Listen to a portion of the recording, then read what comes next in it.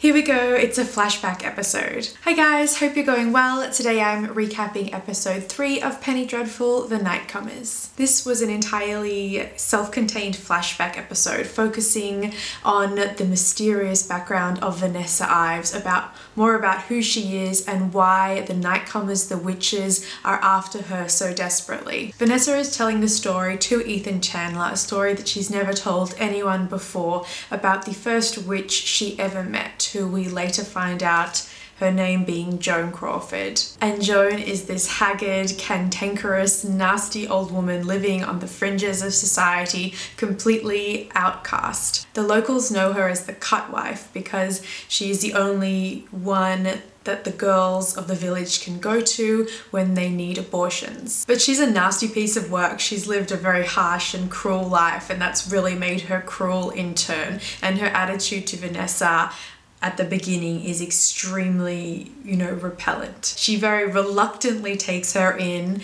and only through Vanessa's sort of desperation does she put up with Joan's bullshit in order to find out more and more. And bit by bit, Joan slowly, very painfully slowly, kind of opens up her home to her and teaches her more about herself. Now, of course, Madame Carly is on the scene. She senses where Vanessa is, but can't physically get to her because the house is protected. So instead, she uses her seduction and her manipulation techniques on the townspeople and turns the town against Joan and against Vanessa. She casts a blight over the livestock in the area, and there's this moment where she's walking through the paddocks with her enchanted ring or whatever, and the cows are sort of like falling and dying as she's walking through, and it is super spooky. In fact, there was a lot of really terrible, terrifying moments in this episode. Most importantly for me was when Vanessa and Joan, they come across an innocent little bunny rabbit as they're wandering through the forest, whatever, and Joan commands Vanessa to break its neck, and I'm like sitting there going, no, please, not the bunny rabbit. In case you didn't know, I do have a beautiful bunny rabbit of my own, and it made this little squeak noise and my heart just dropped because I knew it was coming next. And then that other moment where the young girl from the village approaches the house and she's desperate for an abortion, and Joan's just so matter of fact about it. She's done it hundreds of times before. She just tells the girl to come in, they roll out the tarp, and then Joan comes towards her with this spiky knife at her crotch, and it was definitely really tragic what ended up happening to Joan, the mob mentality against her and that destruction of the unknown. There was that fear-mongering that happens when you're in a mob. So the townspeople all band together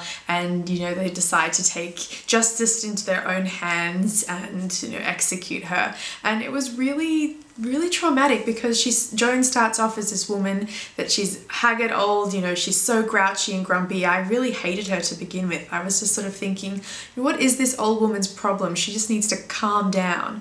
And then it kind of got me even more when her demise, it was even more tragic and sad, because you spend so much time through the episode kind of hating her, and then you realize why she's so ostracized and this cruel, hard life that she's had. And then the unlikely friendship that springs up between her and Vanessa starts to care for her, and even though they kind of butt heads at every point, and eventually you sort of start to open up to her. And then the mob comes to get her, and that scene where she decides to meet them face on was really, really tragic. I'm not gonna lie, there was a tear in my eye. It was really gut-wrenching. So Madame Carly got what she wanted. She got Vanessa out in the open and away from Joan, away from any sort of protection and mentor. But Vanessa did get something as well. She learned more about herself, more about the demons that she is facing and is about to face in the future. And Also, she learned that she has the scorpion symbol in order to help protect herself. For me, this episode absolutely stood out. I loved this self-contained story. We had a beginning, middle, and end all in one episode, and it was really satisfying to spend so much time with a few characters and just really get in there and learn all about them. They were my thoughts on this week's episode of Penny Dreadful. Make sure you leave me comments in the comment section down below. Let me know what you thought of this episode and what you're thinking of the series so far, and I will see you guys next week. Bye!